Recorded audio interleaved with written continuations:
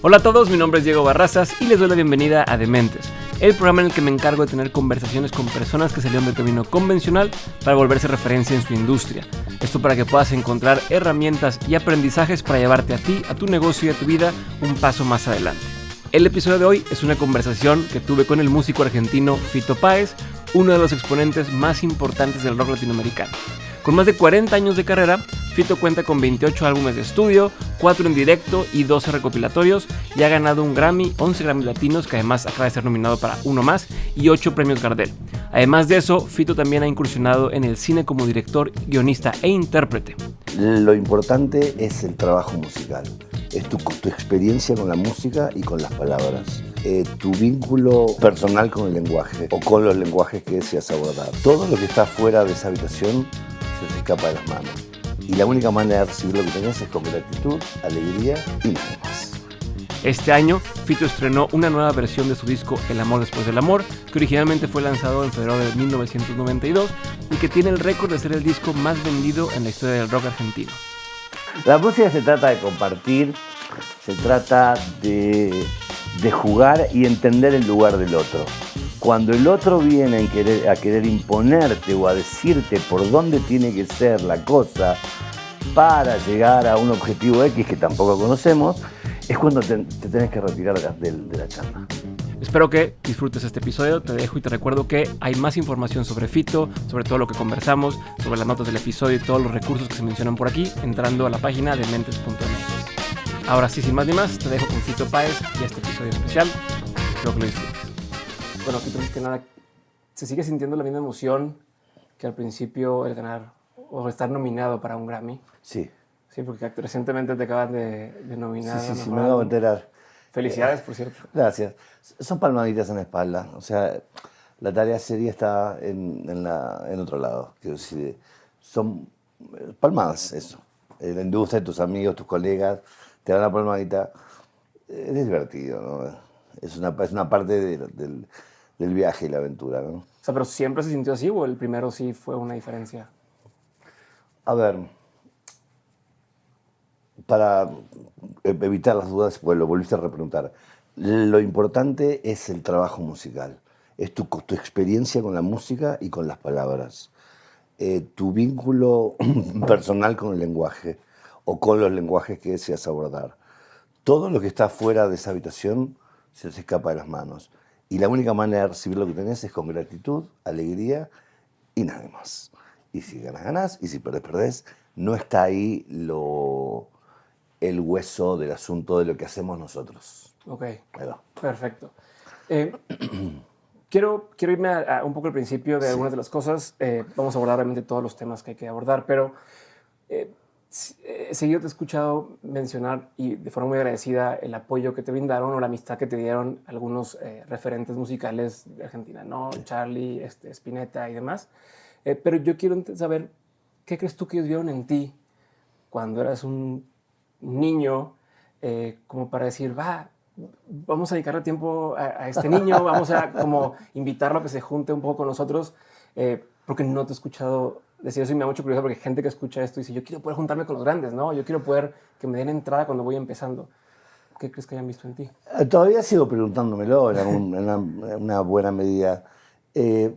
Obviamente, también puedo pensar, y habrán visto, como yo veo en muchos jóvenes, no en muchos, en algunos, cierta desfachatez, cierta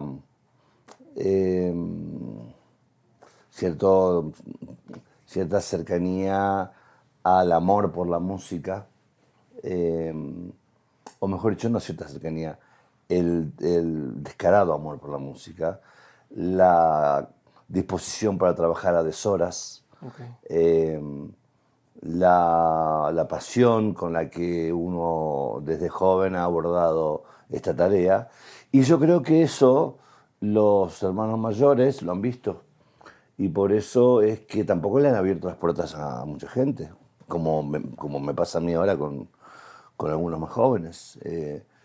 Cuando ves eso, y claro, te dan ganas de transmitirlo y de pasar la pelota, ¿no? Y es una sensación muy hermosa, primero como receptor de ese cariño y de esa apertura de parte de ellos tres, que fueron Lito Nebbia, Luis Alberto Spinetta y Charly García específicamente. Y después músicos del folclore argentino como el Cuchi Leguizamón, Liliana Herrero, Manolo Juárez, y gente del tango también, ¿no? Horacio Salgán, el maestro Osvaldo Pugliese, Roberto Goyeneche, todos han sido muy generosos conmigo y me han abierto la puerta de sus casas de par en par. Y de la música también. Okay. Entonces, te decía, en el primer momento es la sensación de recibir eso y de desconcierto por otro lado, ¿no? ¿Qué estoy haciendo fumándome un cigarrillo en la casa del polaco Claro, Goyeneche, ¿no? como surrealista. Dios. O grabando Charlie yéndose al estudio diciendo grabame los teclados. ¿Cómo los teclados de tu disco? Bueno, ese tipo de cosas, fueron muchas. Y ahora, al revés, la gratitud de darlo, de pasárselo a alguien o compartir con alguien esas cuestiones que están ligadas a la intimidad de la hechura de una música o compartir la hechura de una música con alguien. Me parece que lo que correspondería a cualquier cultura, que es transmitir la información, ya no a través de lo que conocemos ahora, los teléfonos, las pantallas, la computadora, las cosas, estas picardías que hicieron los muchachos de Silicon Valley, sino del boca a boca, de la sala de ensayo, De ver. de estar allí en vivo e indirecto, ¿no? Y de ahí salen los mejores siempre. A ver, cuando uno no es nadie todavía, pues no tiene nada que perder. En el momento que ya te empiezan a abrir estas puertas, ¿te sentiste presionado? O sea, al mismo tiempo de halagado y de emocionado por estar ahí, ¿sentiste algún tipo de presión de ahora no puedo perder esto, ¿no? Ahora cómo no decepcionar a mis colegas en ese entonces. O sea, ¿o nunca llegó esa presión y siempre fue nada más sentimiento de alegría? Recuerdo una sola escena. Un día en una fiesta en Buenos Aires, Charlie, yo caía con el CD recién, no el CD, perdón, el cassette desde el 63, que fue mi primer álbum, donde había un tema que a él le gustaba mucho que se llamaba Tres Agujas. Se llama Tres Agujas. Y entonces él paró la fiesta, que era una fiesta como de moda en Buenos Aires, estaba toda la crème brûlée de la ciudad en los años 80. Y Charlie paró todo y dijo, ahora vamos a escuchar este tema. Y puso la canción Tres Agujas y se arrolló a mis pies. Y en el libro cuento que en ese momento nació mi sentido de la responsabilidad. Okay. Porque ya no, eso dejaba de ser un juego ya. Y pasado tenía otra dimensión que un artista como Charly García haga eso públicamente. Aparte. Claro, no, o sea, no es cualquier persona que te está dando un sello. ¿Cómo cambia tu forma de trabajar una vez que sientes esta responsabilidad? ¿No? De llegué hasta donde estoy y me he ido bien con esta soltura y demás, y ahora esta sentido de responsabilidad, ¿cómo evitas que a lo mejor te haga más precavido o menos creativo? No, a ver, explico un poco voy a intentar contarte rápidamente para ir al hueso. Yo no soy una persona conservadora, entonces no necesito aferrarme a nada. Al contrario, hago y suelto, aprendo y suelto. Por supuesto, con el tiempo vas atando cabos, inevitablemente. Y un cineasta muy inteligente decía que una suma de errores hace un estilo también. Pero, volviendo a tu pregunta, de lo que se trata es inmediatamente nace el sentido de la responsabilidad, es dislocarla, quitarla, eliminarla. Porque lo último, es más importante que eso, es tu niño interior. Y tu niño curioso. Es más importante que la responsabilidad. Hay que alimentar a ese chico que quiere seguir jugando, que quiere seguir buscando, que quiere seguir encontrando eso que fue lo que originó que estuviera ligado a esa disciplina. Entonces, ahí te quedan dos caminos clarísimos. Uno, convertirte en una estatua viviente, cosa que no está en el ADN del rock and roll. O sea, que ahí uno descansa tranquilamente, sintiendo que nunca va a llegar una situación así, aunque los premios se encargan de transformarte en una especie de mausoleo viviente. Bueno, eso nunca pasará conmigo. Y lo otro que te queda es responder a la casa o a la aristocracia de la cultura del rock, que te obliga a eso, casualmente, a desacralizar, te obliga a no creerte nada, te obliga a reírte. Y si no haces eso, estás afuera. Ok. Oye, esta actitud del rock, por lo general, o a mi entender, tiene mucho que ver con las opresiones que puedan existir en el sistema que estés viviendo o cualquier tipo de cosas, ¿no? Dijiste. La opresión, La perdón. La opresión. opresión. La opresión. No, es una forma de rebelarte contra el sistema y trae esta energía un poco. ¿Crees, o sea, el mérito que tiene el rock, o al menos en la época en la que tú creciste, es distinto al mérito que tiene la música hoy, tomando en cuenta que en aquel entonces, si te veían tocando en algún lugar, te podían desaparecer, ¿no? O sea, te estás jugando un poco la vida, no solamente era un tema de expresión creativa, sino había más cosas detrás, contra hoy el decir, bueno, pues que esta composición está muy buena, sí, pero la hizo con inteligencia artificial. O sea, cambia el mérito, cambia la esencia. Cambió el mundo. Entonces, posiblemente la libertad deseada, buscada, a veces encontrada, a veces no, sea esto. También la libertad, uno no sabe qué va a haber en la libertad. Uno piensa que la libertad se pensaba no hace muchos años que iba a ser algo parecido al socialismo, en la cual todos fuéramos más o menos iguales, tuviéramos los mismos privilegios. Bueno, el mundo demostró que no, claramente. Y por otro lado, está la idea de la libertad personal, ¿no? El deseo de esa libertad que, llevándolo a puntos extremos, podría ser la muerte también, ¿no? La búsqueda de la libertad en la pérdida del cuerpo y de la conciencia. Pero son otros estratos filosóficos de pensamiento, lo que sea. Acá estamos hablando de otra cosa. Es cierto, cuando yo siempre pienso, por supuesto, son teorías domésticas, ¿viste? Que uno hace, que curiosamente en los años 70, cuando se asientan las dictaduras militares en Latinoamérica, surgen estéticas de resistencia impresionantes, que hasta el día de hoy son el norte para un montón de pibes que no saben ni de qué se trata eso.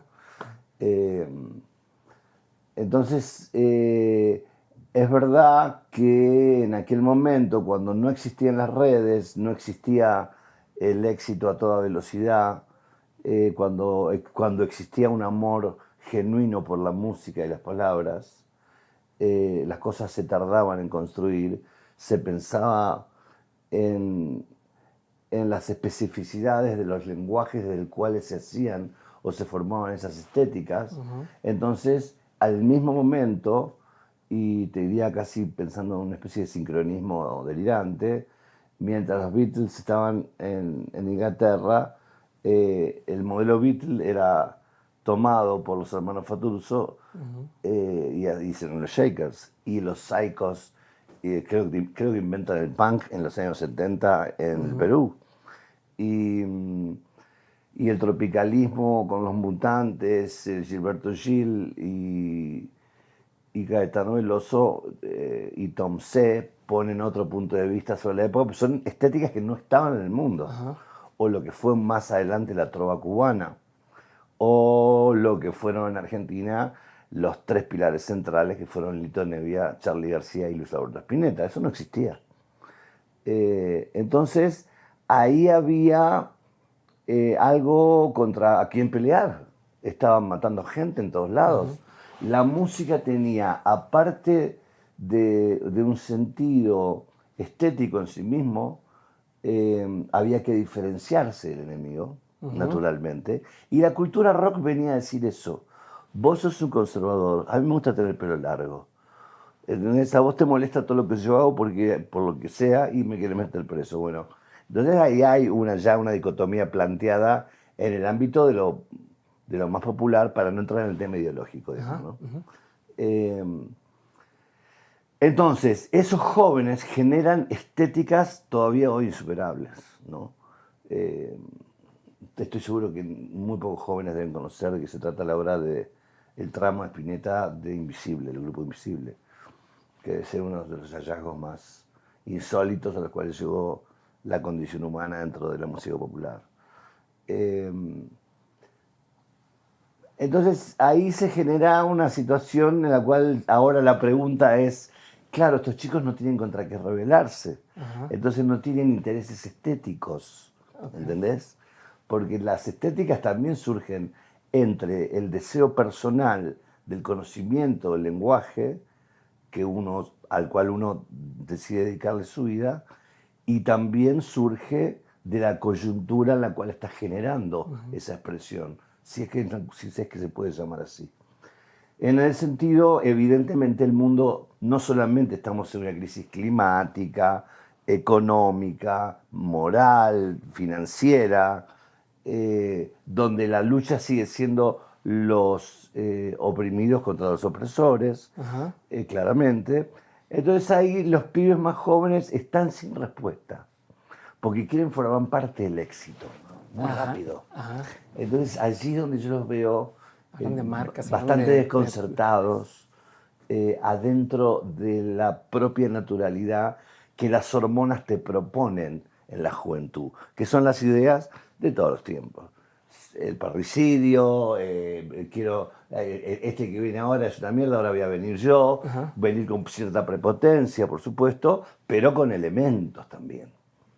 Por eso es que a mí me dejan entrar estos en la casa muy rápido. Porque dicen, ay, mira este ya está metido acá adentro.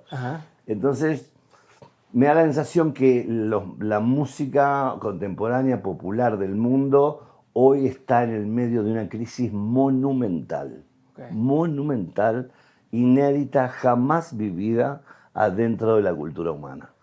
Y eso a la vez es recontraestimulante. Porque hay mucha oportunidad, ¿o por qué? Cuando más abajo llegas, lo único que tenés que hacer es disparar para arriba. Espero que los jóvenes estén atentos a esas señales.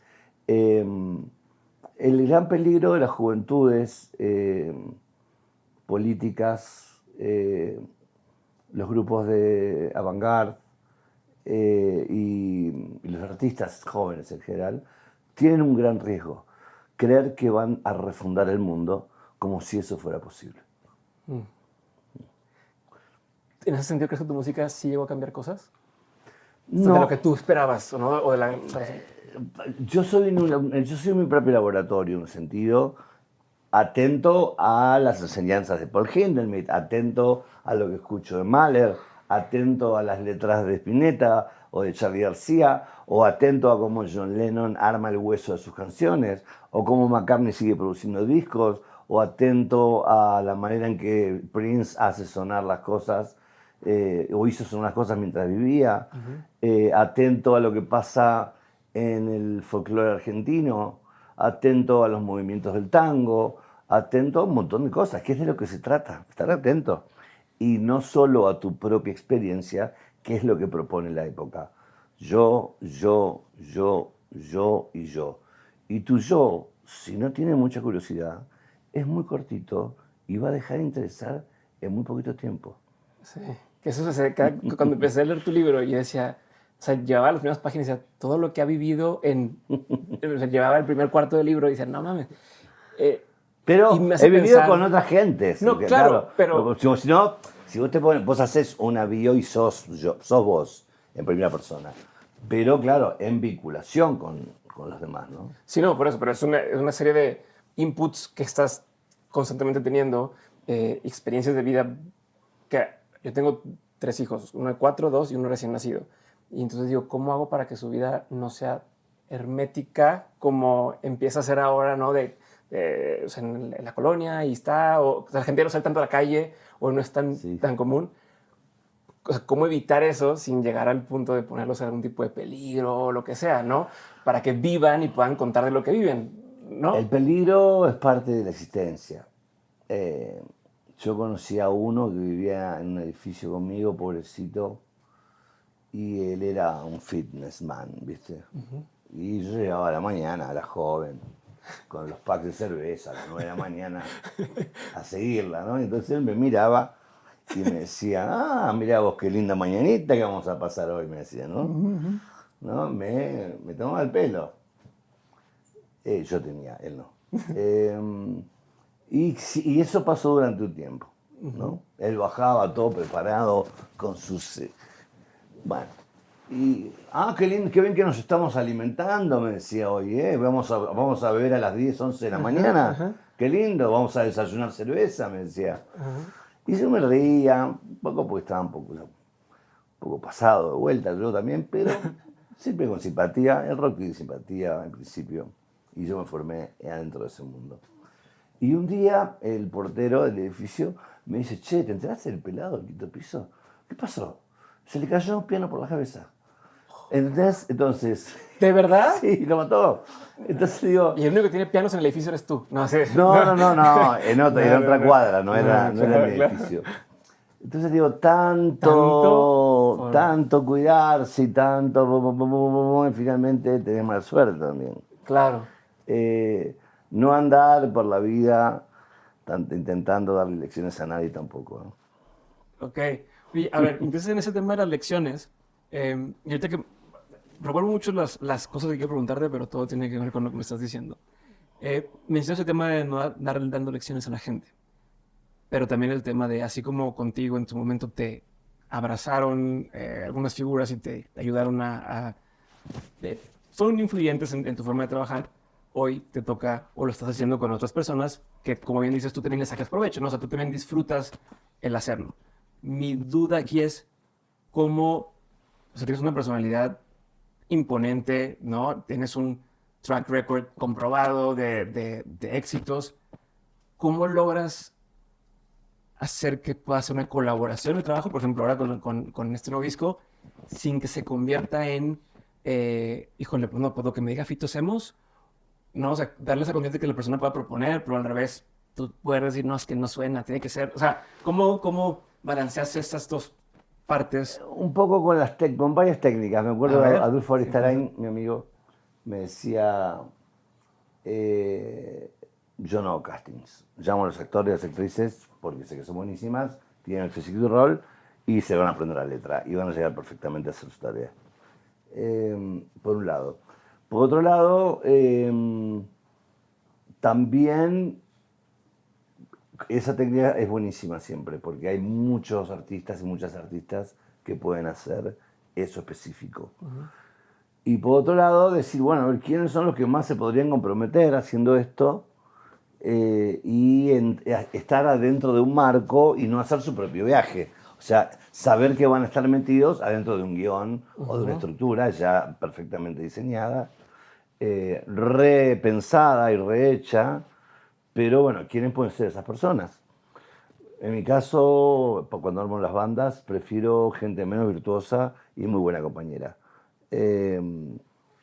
Con quien pueda viajar y pueda salir y andar de aquí para allá. Y en los casos de la música, cuando se graba o cualquier experiencia que tengas, también. Por eso me elegí todas personas divinas, hermosas, cálidas, aventureras, que les gusta jugar, que para muchos de ellos fue todo un desafío hacer lo que tenían que hacer. Entonces, fue así de sencillo. No hubo una tarea de marketing, ni focus groups, ni nada de eso. Y los conozco a casi todos, entonces... a diferencia con el primer álbum, en el primer álbum todos los invitados eran todos amigos. Sí, sí, sí. Aquí eran colegas. Entonces me tuve que ir acercando un poco por intuición y un poco por lo que sabía de ellos, ¿no? ¿Hubo alguno, o sea, entiendo que, a ver, si ya se publicó y demás es porque te gustó todo, pero ¿hubo alguna sorpresa en particular que dijeras, o sea, me esperaba algo bueno, pero fue mejor de lo que yo pensaba, tanto o la obra como el trabajo en equipo o algo que haya salido a partir de... Y siempre hay sorpresas, porque uno, en algunos momentos tuve en total dominio del material y en otros no, tenía que entregar un arreglo. Por ejemplo, con la Verónica había pensado en un arreglo específico de un disco específico y lo llamé a Rob Mounsey, que es uno de los grandes arregladores gringos que me encantan, y le dije, anda por acá. Y cuando me trajo lo que le había pedido, era muchísimo más lo que le había pedido. Okay. Y lo mismo con Woz. Me acuerdo que con Woz estábamos cerrando el álbum y le dije, mira, hacé lo tuyo, yo no te quiero poner a cantar la melodía del tema. Simplemente te cuento que en este tramo al personaje y a la protagonista de la historia les pasa esto, X. Entonces con eso hacé lo tuyo y volá. Y a las 2 semanas me trajo algo que estaba totalmente fuera del plan de la canción original y fue muy impactante. Ok. Hay algo, voy a cambiar de tema, pero hay algo que en tu trayectoria, algún hábito, alguna práctica que haya hecho un salto importante en tus resultados, o sea, que la hayas adoptado en algún momento, que has dicho, empecé a hacer esto, o hice un switch en mi forma de organizarme, o de trabajar, o de componer, o lo que sea, y a partir de ahí lo he seguido usando porque me funcionó muy bien. Podría ser la hechura del amor después del amor. Digamos, yo siempre me he movido en el día a día, ¿viste? ¿No? Sin planes. ¿Viste? Bueno, hoy vamos a escuchar Mahler y vamos a escuchar Wonder y vamos a sacar los temas y vamos a ver las tonalidades. Y después, si aparece una música, la hacemos y si no, no. Después están los ensayos, está la grabación, los momentos cuando haces las músicas, lo escribís. Pero cuando logré comenzar a organizar la idea de los demos del amor después del amor, la parte en las que hacía las canciones y las iba grabando, ahí sí apareció una figura central que fue André Midani, un artista, una persona a quien se extraña muchísimo hoy, porque era de esos hombres que sabía de negocios, sabía de finanzas, y era un hombre muy protagonista en la cultura de su país, que fue Brasil.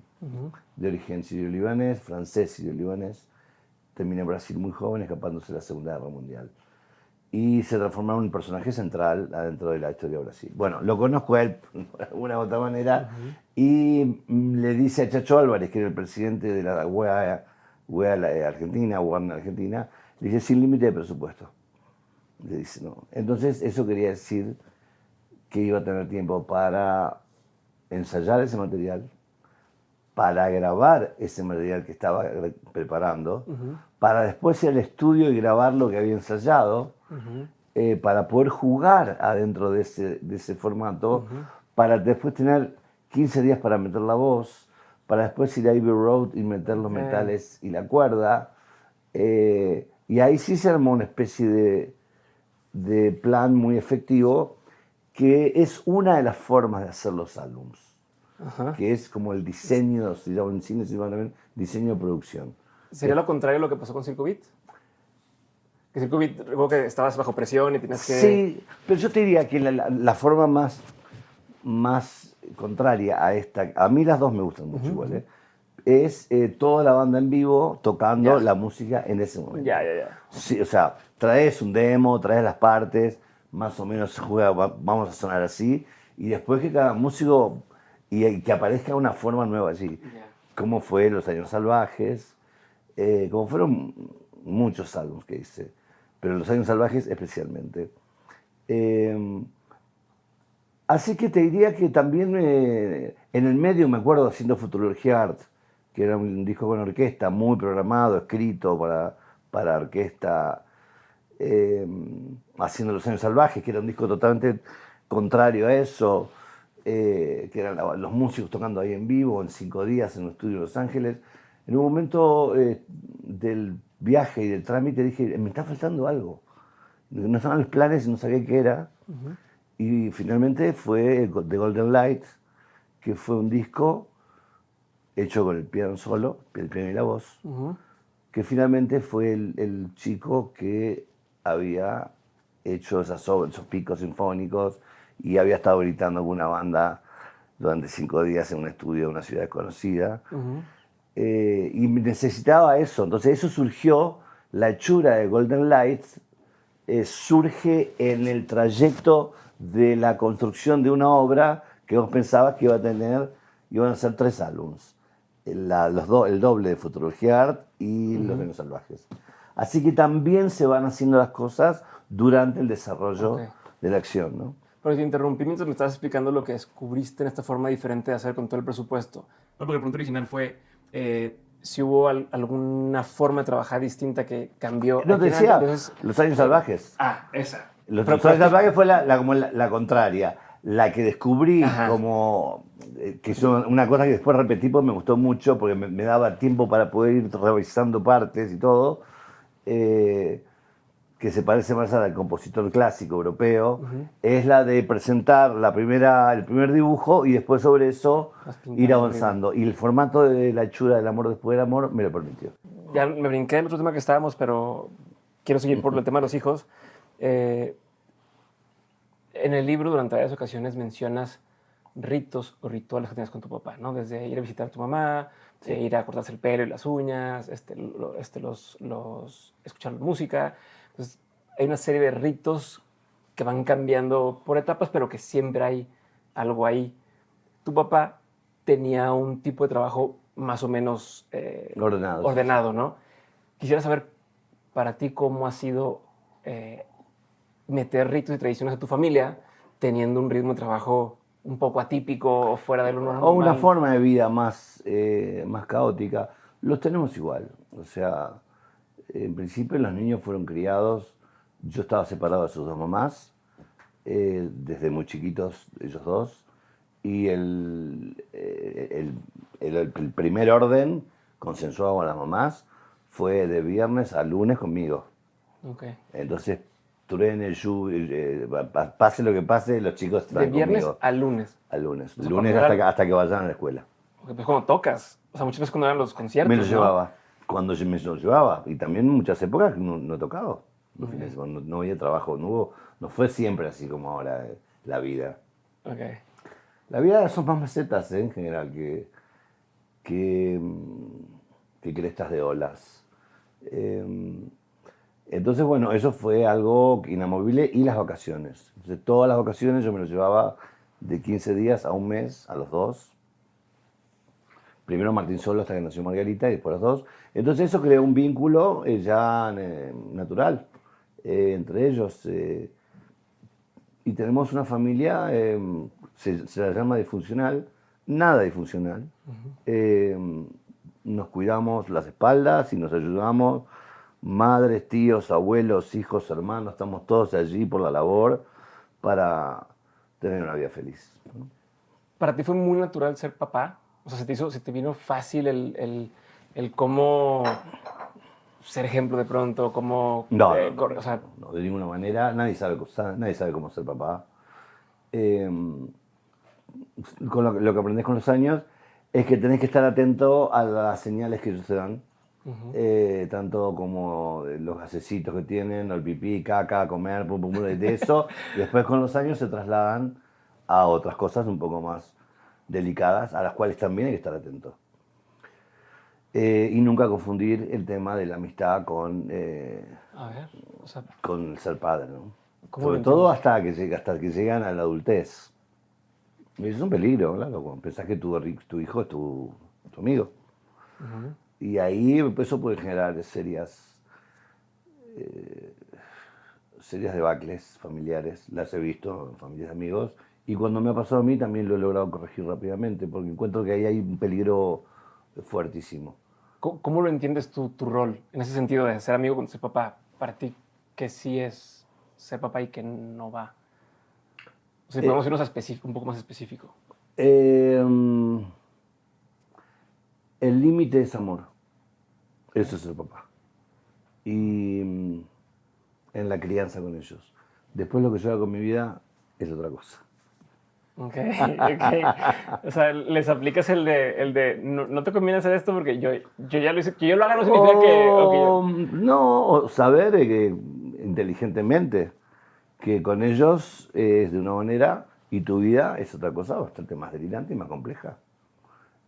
No es sencillo entender las humanidades tampoco, ¿eh? O sea, las humanidades, los que nos dedicamos a esto, a pintar, a escribir, a hacer música, a bailar, a esculpir. No somos gente ordenada, no somos burgueses, no somos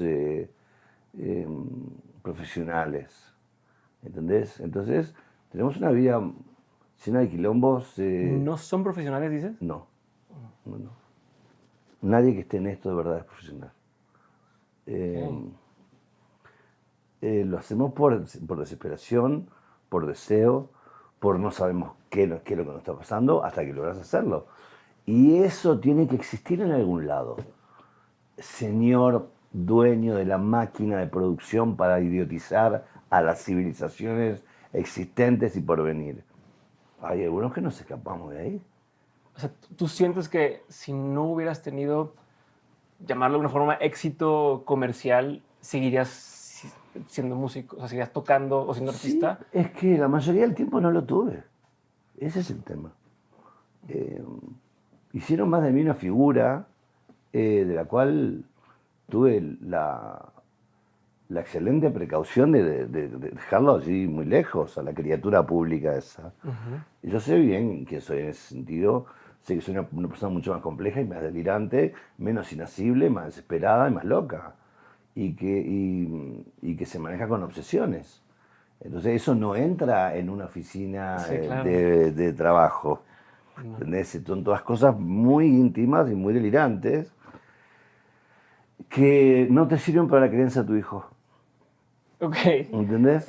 No te sirven. Son cosas que tenés que dejarlas aparte. Sí. Y tus hijos no tienen por qué ver eso. Debes decir un poco contra tu naturaleza. Sí, Justo, ver, ¿no? uno aprende muchas cosas. Por ejemplo, ser padre. Bueno, para ser padre esto no va. Para ser artista van otras cosas. Y para hacer para hacer la pasta tienes que hacer determinadas cosas que no necesitas para otras cosas. Claro. Entonces, simplemente entender de qué se trata la escena. Okay. Y bueno, ¿y qué podés aportar vos, lo mejor de vos a esa escena, ¿no? A veces tenés que aportar caos y quilombo y... A ver, Caos, desorden. Desorden, claro. Pero justo eso me llama la atención porque por aquí me estaban comentando que eres muy ordenado, que tienes sabes tus horarios, sabes tus cosas. No saben El nada. que me dices el tema de no hay que ser profesional, pero te he escuchado hablar de como hablas de la música y de el rigor y la forma en que se tiene que hacer Claro. y que si... ¿Por qué está ligado al profesionalismo eso? ¿No? Es lo que quiero entender. El rigor Para es ti por cosas amor, aparte. es por curiosidad. No me lo manda ninguna escuela, ninguna universidad eso. Yo tengo mi propio rigor, mi curiosidad, que a veces es muy voraz y necesito más tiempo para eso, cada vez más. Hay que romper ciertos esquemas, ¿viste? Igual que pasó con el álbum, que no, ¿cómo vas a hacer ese disco de vuelta? ¿Y por qué no, muchachos? Ajá. ¿Cuál es el problema? Se hace de vuelta. Esa es la esencia del rock también, Tenemos ¿no? que jugar, Romper reglas. vamos a jugar en música, no es nada más.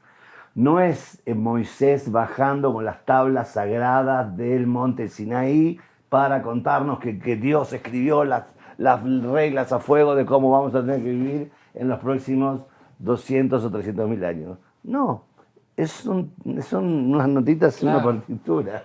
Pero es algo que no mucho nos plantea, o sea, uno no se plantea el cómo va a existir otra versión de la canción que a mí me gusta, que existe, que tal, pero tú la escribiste, es como es mía, yo la hice, yo la puedo cambiar si quiero, puedo Sí, ¿y hacer. por qué no pueden cambiar las cosas? Que es ahí donde está parte del quilombo humano, del problema humano. Las cosas tienen que detenerse allí para poder...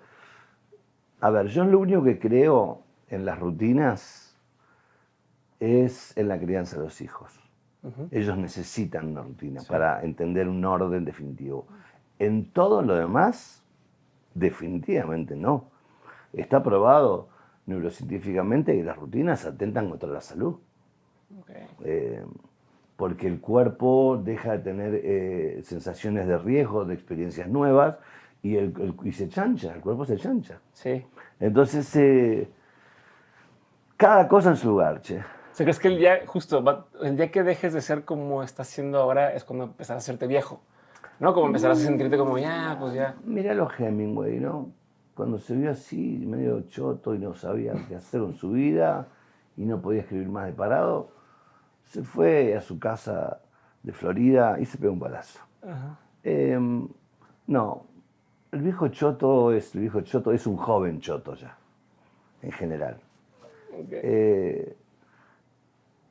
El problema que tenés con la edad es que se te viene encima y no sabes qué hacer. Pero adentro te sentís un pibe de 15, obviamente, siempre. Ese, ese desorden con el que te permite poder ser quien eres y crear lo que has creado, eh, ¿te recuerdas alguna ocasión en la que te haya metido en problemas? Por decir algo, eh, el típico, o sea, cuando yo todavía no me gano la credibilidad, yo voy a alguna disquera y decirle, no, es que yo quiero hacerlo así, ¿no? O quiero contratar tal cosa, o quiero hacer, no, pero ¿cómo vas a hacer eso? ¿Cómo vas a hacer eso? ¿No? Con la edad, con el tiempo, con la experiencia y con los resultados, te vas ganando el beneficio de la duda de que dale, ¿no? Haz lo que tú quieras porque sabemos que este señor a lo mejor va a desaparecer un mes y cuando aparezca va a tener algo porque es su proceso. En tu caso, ¿recuerdas alguna ocasión donde te ha metido en problemas el ser justo como eres con el orden que exige la industria o que exige el mundo, o que exigen las cosas? No, no sucedió Okay. jamás. ¿Cómo le has Desde, hecho para que no pase? no, es bastante sencillo igual, ¿eh? No ofrece ninguna dificultad. ¿Eh? Desde el primer momento que te sentás con un contrato adelante, ingenuamente, a tus 18, 19 años, le decís dónde hay que firmar y escribe una sola cosa, que nadie se va a meter en lo que yo haga. Y no fue mucho más que eso. Y cada persona que vino a querer explicarme lo que yo todavía no tenía claro, fue expulsada del estudio. Okay. Productor, músicos, arregladores, no hay mucho secreto. Hay como un axioma también ahí muy claro. ¿Cómo vas a venir vos a decirme lo que tengo que hacer si yo no sé lo que tengo que hacer todavía? Okay. Como productor, digo, ¿no? Que por fuera uno entiende el yo no sé hacerlo, enséñame cómo hacerlo, No, no, no, no. pero o sea, No necesito que me enseñen cómo hacerlo. Déjame a mí descubrir la experiencia de cómo hacerlo. Para eso soy productor también. ajá, ajá. Y tengo ideas, quiero decir. Sin embargo, tuve la suerte de trabajar con uno de los grandes productores de la historia de la música, que fue Phil Ramone, el italoamericano. Que tú de chico escuchaste algún disco de él y dices, Después me di wow, cuenta, el ¿no? día que llegó a casa en Buenos Aires, que teníamos con Ceci Roth, me di cuenta que me dice, uy, mirá, este lo hice yo. Y era el disco Ya, de Jerry Mulligan, que ha grabado con Joe Gilberto y Astor Gilberto en el año 63, con el cual ganaron un montón de Grammys, sobre todo el disco del año. Y me dice, este lo produje yo. Yo pensaba, este disco me lo ponía mi padre, que yo tenía, no sé, 5 o 6 años. Era parte de mi ADN también musical. Y después, nada, verlo en el crédito, me dice, uy, mira, este también lo hice yo, era Blonde the Tracks de Bob Dylan. okay. O I'm Still Crazy After All These Years de Paul Simon. Wow. Bueno, anyway. Y bueno, trabajar con él fue muy alucinante. Porque ahí te das cuenta realmente lo que es un productor. Un hombre que está en dominio absoluto del lenguaje. Era músico, leía partituras, conducía arreglos y preparaba todos los juguetitos para que vos vayas allí a hacer lo que quieras. Ok, o sea, el rol del productor, más que decirte ve hacia allá, es facilitarte el camino para algo que tú tengas que hacer. Prepararte todo el territorio para que vos, la salita de juegos, el pelotero se dice en Argentina, Ok, para que vos vayas a jugar. Y él después, de ahí saca lo mejor. ok. Me voy a regresar un poco a lo que mencionaste hace rato, donde te escuché una vez decir, ¿no? Te dicen, no, es que siempre hablas muy bien de estos músicos de Charly García, Roberto Spinetta y demás. Y les dices, o sea, sí, Nunca te acuerdas pero... de Lito Nevia. Perdón, Lito Nevia, sí, perdón. Bueno, de Lito Nevia, pero te decían, siempre hablas bien de ellos o siempre los tuviste. Y en esa conversión en particular confiesas, bueno, obviamente había una que otra donde decía, están, o sea, se están equivocando, ¿no? Están tomando una decisión que no debe ser más chico, ¿no? Mencionas que tú no pensabas esto, ¿no? Que a veces decías, como que sentías que sabías más a veces y no, por aquí no, por aquí no. ¿Llegaste a sentir eso mismo ahora que trabajaste, o bueno, en el tiempo que has trabajado con artistas que tienen menos trayectoria, que sientas que ellos, a pesar de que te admiran, también digan, se me hace que Fito por aquí no debe ser o tal? ¿A mí? O sea, ajá, que No nació esa persona todavía. Ok. No. O sea, que sientes esa sensación Sí, de... en todo caso, bueno, cuando empiezo a escuchar eso me doy la vuelta y lo dejo Y hablando, bye. y lo dejo hablando solo. Sí, sí. Ok.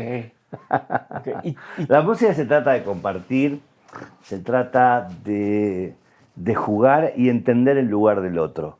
Cuando el otro viene a querer imponerte o a decirte por dónde tiene que ser la cosa para llegar a un objetivo X que tampoco conocemos, es cuando te tenés que retirar de la charla.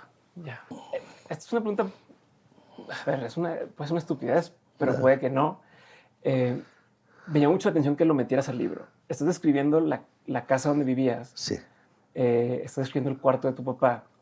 Bueno, lo que compartían y de pronto mencionas, se me hizo, no entendí por qué viene ahí, dices, una mesa con 4 sillas que nunca usábamos, pero estaba ahí. Y o sea, creo que todo, o sea, me identificaron cosas que yo tengo en mi casa, que esa cosa que nadie usa, que siempre está ahí y que se mantiene durante muchos años, ¿no? Entonces nada más me hizo la duda de por qué detenerte a mencionar algo que era, entre comillas, irrelevante, o si lo irrelevante también tiene cierta Irrelevante relevancia. para O ti a sea, lo mejor. claro, entonces quiero Claro. entender un poco qué representa para ti todo esto. A ver, todos los objetos que están en la casa de cualquier persona tienen un sentido, un valor, ya sea lúdico, ya sea sentimental, porque a lo mejor con esa mesa que estaba en el patio de mi casa,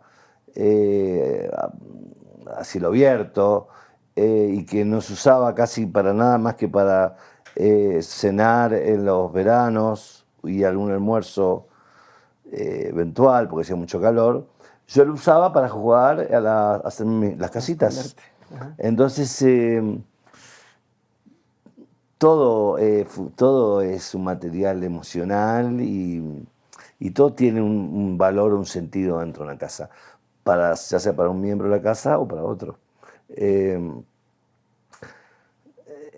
En todo caso, la sensación que me da es que no hay nada que no tenga importancia, ¿no? Todo lo tiene. Ok. Sobre el tema de la fama, en varias ocasiones mencionas también el que no te gustaría haber sido, primero cuando estás en la escolta y dices, no, quiero ser el segundo, Sí, ¿no? sí. Y durante algunos años pues estuviste siendo el segundo, ¿no? Tocando el piano para Charlie, los teclados para Charlie, no en el foco. De pronto te viene esta ola de atención y de todos quieren algo de ti. ¿Preferirías hoy seguir siendo desconocido o ya le encontraste gusto a la fama, al que te conozca la gente? La fama es un turrón, ¿no? En España. Es sencillo. Cuando estás de mal humor, no salgas de tu casa. Y no mucho más. Porque después lo que recibes en la calle es amor.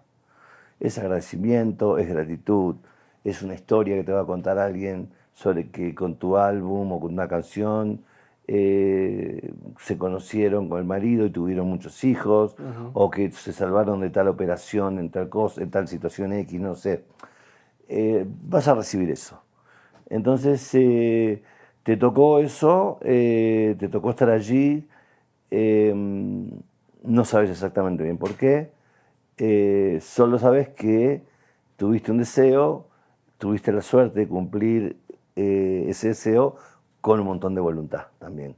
Entonces, el daño colateral de la fama, que es contrario a aquello que se dice de que jodete, si sos famoso, jodete, pues vos saliste a buscar eso. No, yo siempre lo discuto. No, yo no salí a buscar nada. Yo solo quería tocar música, escribir y hacer películas y nada más. Todo lo demás no era un deseo para mí. Okay. Nunca lo fue. Pero también entiendo la escena, entiendo que se vive en todos lados igual y me cayó la boca, salgo con una sonrisa y firmo todos los autógrafos que hay que firmar y me saco todas las selfies que me tengo que sacar. Así que no creo que sea un problema. Está incorporado como algo que hay que vivir también con eso y no mucho más. Y bueno, cuando acompañas a tus hijos a las reuniones de padres, sentarte allí como el padre de tu hijo.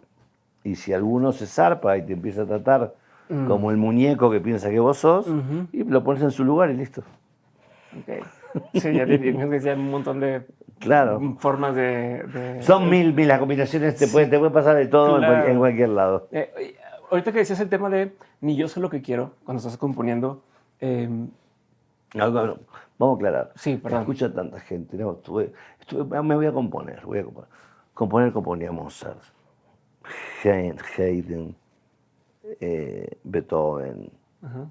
Stravinsky, Mahler, Schumann. Nosotros hacemos canciones Ok. muy diferentes. Cuando nos salimos del terreno de las canciones y entramos en el terreno instrumental, estamos siendo pichones de compositores. Ok.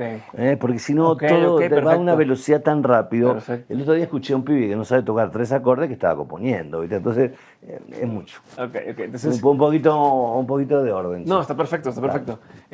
Justo, pero cuando mencionabas el que cuando estás haciendo música, de pronto, o sea, que dices, ni yo estoy seguro para dónde la quiero llevar, cómo va a ir un productor a decirme algo así o algo así. Mi duda va hacia que tus discos fueron cambiando de estilo, ¿no? Como de pronto algo más rockero, de pronto algo más balada, de pronto algo más introspectivo, de pronto demás, ¿no? ¿Tú crees?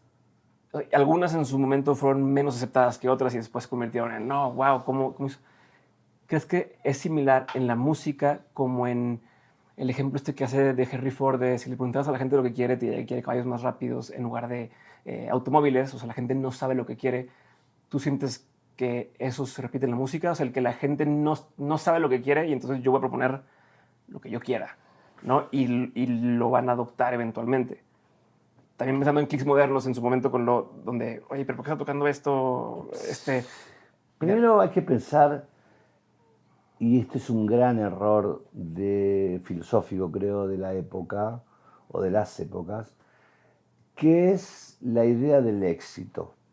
El éxito se alía a lo que sería en la política la cooptación de votos y ganar una elección. Y el éxito en las carreras artísticas está ligado infinitas más veces a la vanidad que a la idea de dejar una obra para la tribu que ayude a pensar, a sentir, a llorar, a bailar, lo que sea. Entonces, es un hilito muy fino, muy delicado, del cual hay que alejarse, te diría, con humor también. ¿Viste? Mira vos, che, tenés éxito, qué bien. Bueno, ya la vida te pondrá en tu lugar. Es como cuando le decían al Roberto Goyeneche que se había encontrado con un chiquito de 20 años y le había dicho que el tango no le gustaba. Entonces Roberto Goyeneche le dice, mirá, te espero a los 30, a los 40 años, ¿no? Una gran idea. Sí. Y de hecho, si uno llega al tango más grande, a entender esos textos, esos dramones, escritos por esos escritores maravillosos, que parecían, como en el caso de Cadícamo, o Cadícamo especialmente, pues, o Gardel, o Lepera, parecían escritores de cine, o Discépolo. Cómo resumían una historia en tan poco tiempo, ¿no? Sí. Y historias, algunas con humor y otras no tanto, algunos dramones también. Entonces,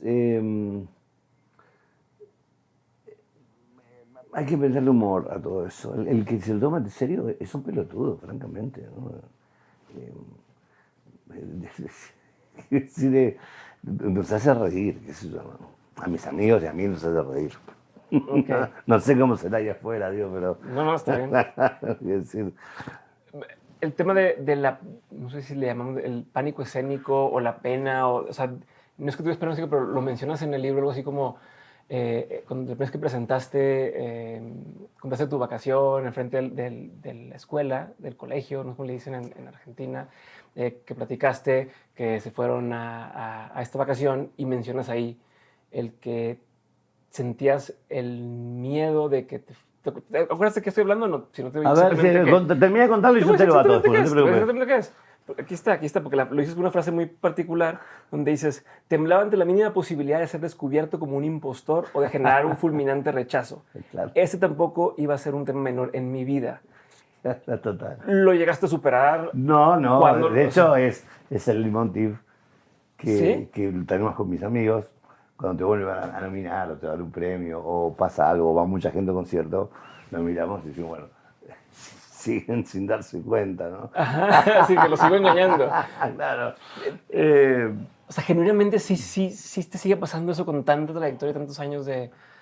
A ver, lo último que te podría pasar en el mundo es andar muy tan seguro de que sos un genio por la vida. Entonces siempre jugar al humor está muy bien. En el caso de ese momento, que era dentro de un curso de un cuarto grado, donde yo hacía una exposición sobre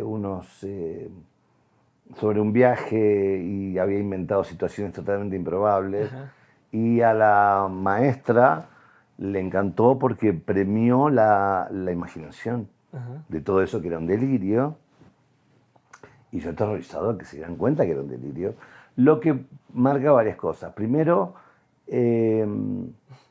la confirmación mucho tiempo más tarde que entre la realidad y la imaginación muchas veces no hay tanta diferencia y que una maestra premie a un chico a una edad tan temprana por haber tenido tanta imaginación es un gran gesto Sí. del docente. Sí. Lo que posiblemente después me haya animado a hacer todo lo que hice en mi vida, ¿no? Y lo del ser descubierto, te diría que está más ligado al plano del humor. Pero fue posiblemente un miedo que, que se fue atenuando con los años al sentir bueno, que eras un pajuerano, un provinciano, que no tenía muchas armas de laboratorio ni técnicas, pero que podía suplir eso con otras cosas. Hasta que terminé de descubrir eso pasaron varios años.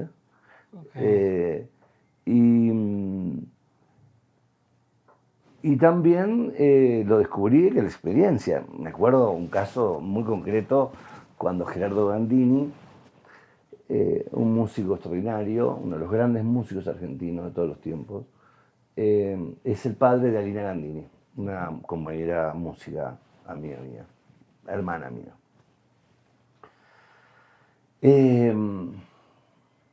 Formaba parte de un grupo que me estaban ofreciendo hacer una gira para una agrupación que se llamaba Música Esperanza con Miguel Ángel Estrella, que regenteaba la fundación, tocaba el piano muy bien, la Camerata Bariloche, que era la Camerata Bariloche, Gerardo Gandini, que era Gerardo Gandini, y yo, que era el popular, el que traía a la gente.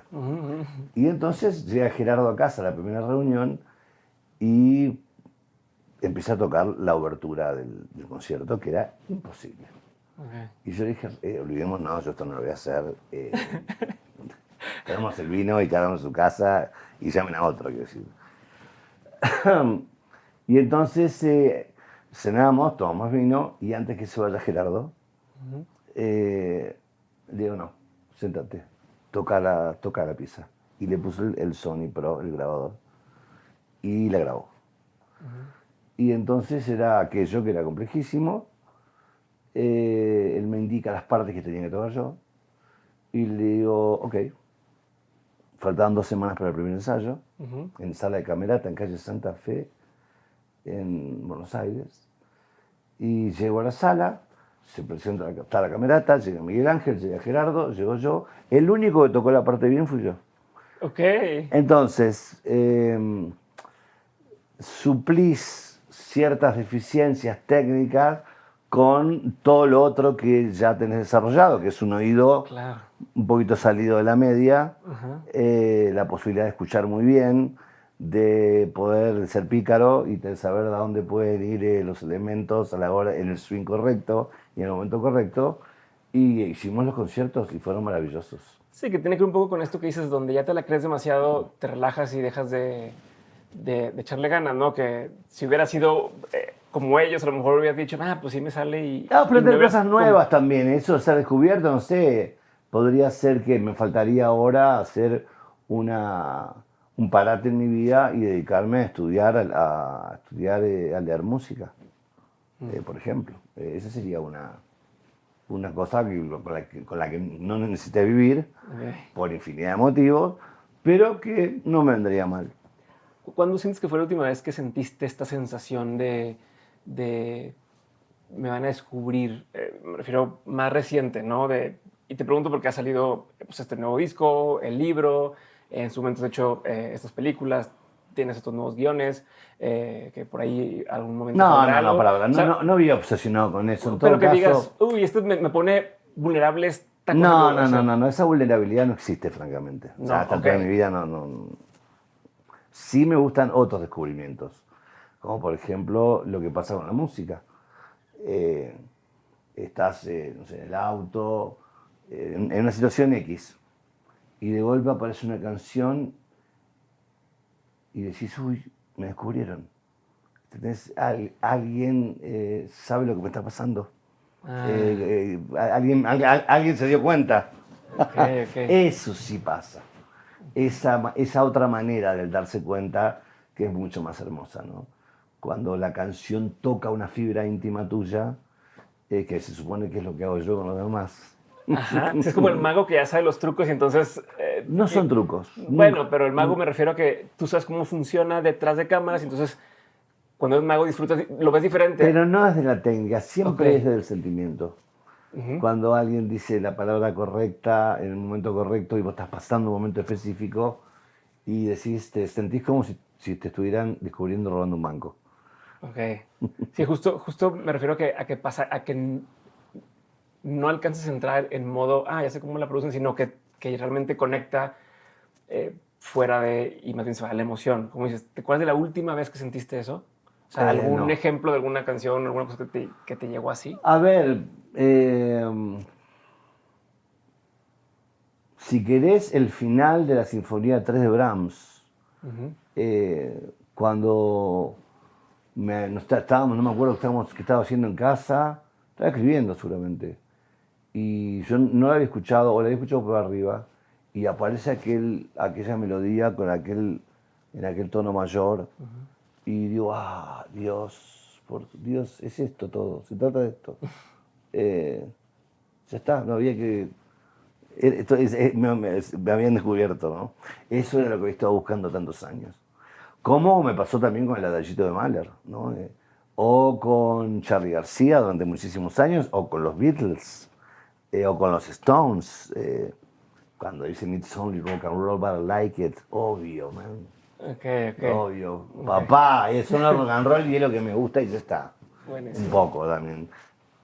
De diferentes maneras, de diferentes formas. Eh, Creo que es hermoso que te pase eso, porque te seguís sorprendiendo, ¿no? Hay cosas que uno no conoce o que cree ya haber descubierto a una cierta edad y decís, no, hay algo que me falta todavía. Está bien. Buenísimo. Voy a la parte final de la conversación, una serie de preguntas concretas. La respuesta no tiene que ser concreta, pero contestas y yo paso a la siguiente pregunta. ¿Parece? Fito, ¿cuál ha sido uno de los peores consejos que te han dado en tu carrera? ¿Lo hayas seguido o no? Mm. ¿Cuál crees que es uno de los peores? Darme consejos. Ok, ok. ¿Cuál crees que ha sido uno de los mejores que te han dado, que hayas escuchado por ahí a lo largo de tu carrera o tu vida? Reíte. Okay. ¿Qué opinión tienes que poca gente comparte contigo?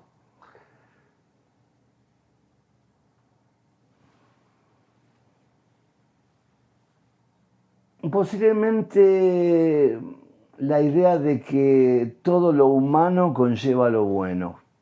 Por ejemplo, cuando dicen, no, qué humano esto, ¿no? Dicen, mira, qué lindo, qué humano, que es todo esto. Claro. Y yo pienso, hey, en el Coliseo Romano, la última línea era el león. Y tenían que matar a varias personas para que el pueblo esté contento mientras ellos hacían su defalco. Los genocidios a través de la historia del mundo, la, el calentamiento global, el cambio climático, el racismo, aún latente en todos lados del mundo. La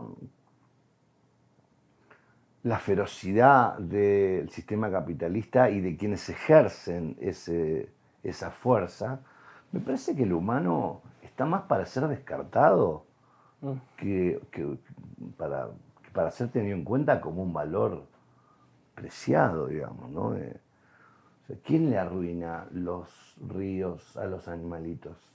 Los seres humanos.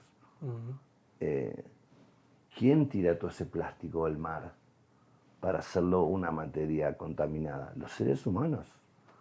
¿Quiénes cometen femicidios? Los seres humanos. Entonces, bajémosle un poquito el volumen a los humanos, que encima creen tener contacto con los dioses. A menos que los dioses sean seres mucho más terribles que nosotros. También podría suceder. Okay. ¿Qué te da mucha curiosidad hoy en día? Hablas de las obsesiones, ¿con qué estás hoy medio obsesionado? O bueno, se puede estar medio obsesionado. ¿Con qué estás obsesionado hoy? A ver, no sé si son generales. Ahora, por ejemplo, la obsesión que tengo ahora es, tengo que tocar en el Teatro Colón la noche de Gandini Páez, porque le hacemos un homenaje a Gerardo. Y ahora estoy obsesionado con que tengo que sacar esas 12 canciones que toco con el piano y canto perfectas. Okay. Entonces, eso ya es un toque. Me levanto todos los días pensando en la vuelta de acordes, en cómo voy a tocar tal para tal otra. Me voy a hacer un viaje ahora a una ciudad acá cercana para estudiar las partes y llegar a Buenos Aires antes del ensayo ya con todo muy aprendido. Ese tipo de obsesiones. He tenido todo tipo de obsesiones, como todo el mundo, ¿no? Algunas más sanas, otras no tanto. ¿Hay alguna reciente que no sea con la música?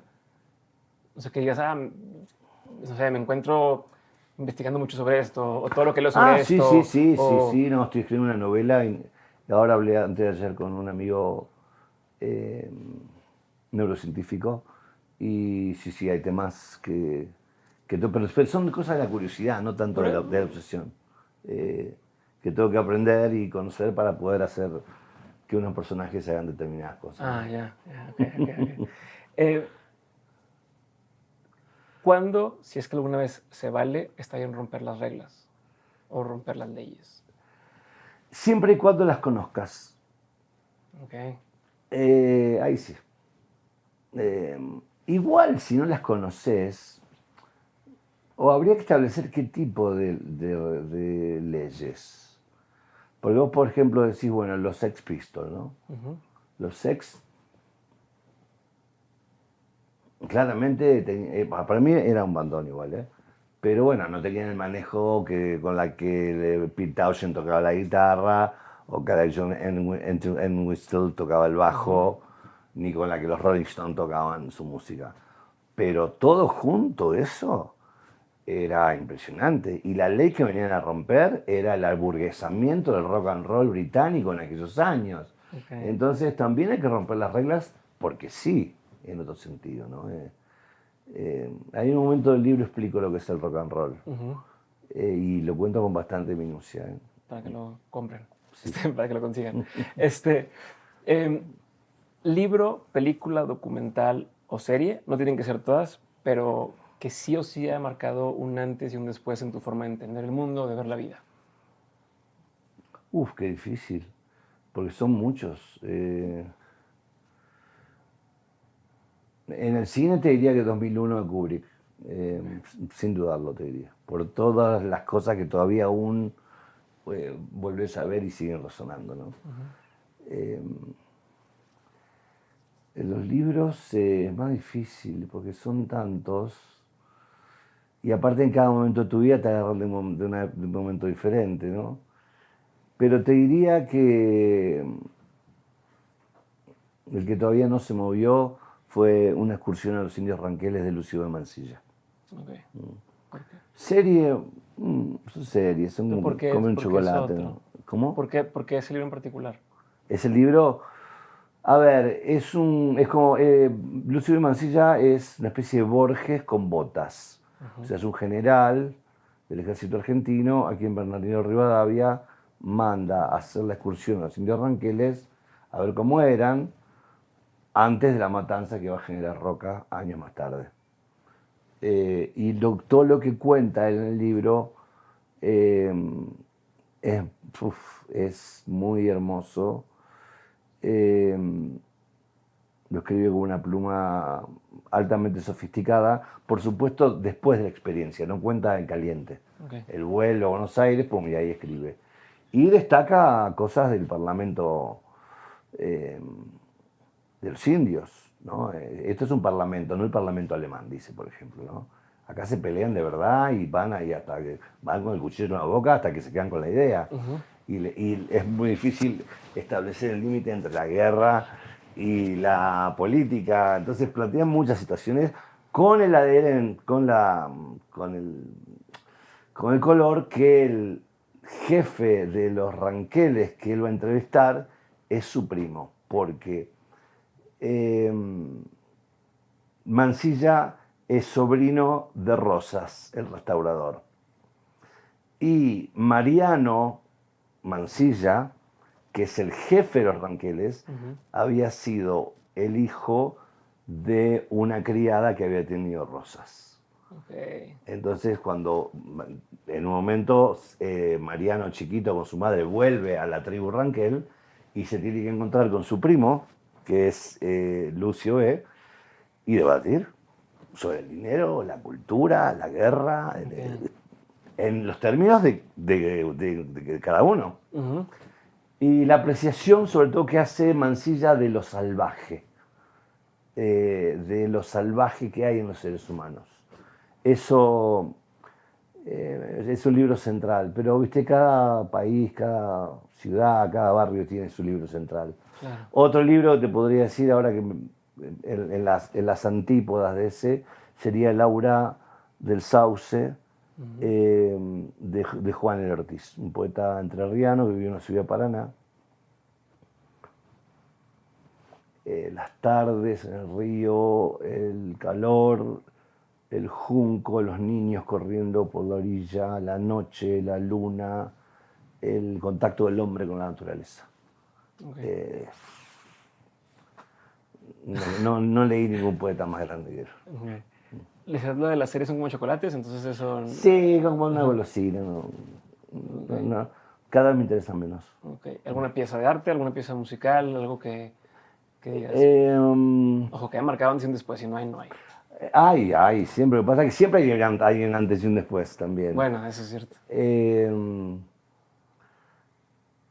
Yo te diría el disco Vida de Sui Generis, el primer disco de Charly García, no solista. El primer disco con Sui Generis, que es su primer grupo, cuando tenía 17 años. ¿Quieren saber cómo se hace la melodía? Así se hace, caballeros. Ok, o sea, ¿es por el tema musical que te gustó, o por lo que representa, o por lo que para ti está haciendo? Por lo que impactó en mí en esa edad. Yo tenía 12 años, ponele, cuando escuché eso por primera vez. Y todavía al día de hoy sigo tocando los temas y me siguen emocionando, ¿no? Ok. Dos preguntas más. ¿Cuál ha sido la lección más memorable que te han dejado tus hijos y tus padres?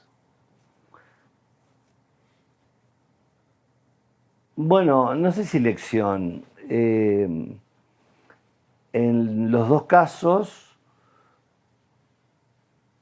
me gusta mucho que lo más importante que he aprendido de ellos es el amor, en cualquiera de sus formas, y a darle importancia a las cuestiones del amor. Por eso siempre digo que los muchachos de la mercadotecnia y los que se dedican a hacer dinero salvajemente no están condicionados o preparados para hablar temas de alta complejidad como las cuestiones del amor. De la misma forma que a mí me aburriría muchísimo meterme a analizar cuestiones de mercadotecnia y de circulación de divisas y de... Me aburro muchísimo y no creo que tenga ningún interés en la vida de las personas. Okay. Ahora, la última pregunta. Fito, de todo lo que has vivido, tanto en lo personal como en lo laboral, has tenido un montón de aprendizajes. Si tuvieras que quedarte con 3 aprendizajes que quisieras tener siempre presentes, que fueran como este norte o esta brújula en momentos de confusión, ¿cuáles serían? 3 momentos. 3 momentos de los aprendizajes, tus lecciones que hayas...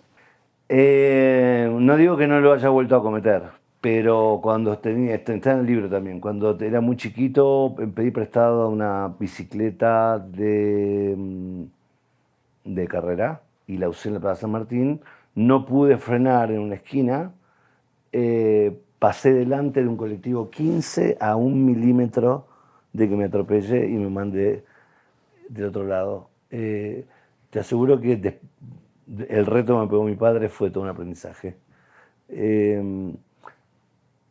Después he vuelto a cometer situaciones de riesgo y un poco adrede, por lo cual también me desdigo de lo que acabo de decir. Y después, claro, bueno, a veces las cosas se aprenden, a veces no. Supongo que el aprendizaje cuando la primera maestra de piano fue la maestra Bustos, que me enseñó a tocar los primeros ejercicios de piano, donde sí que se despiertan cosas que después no se van a ir nunca más, ¿no?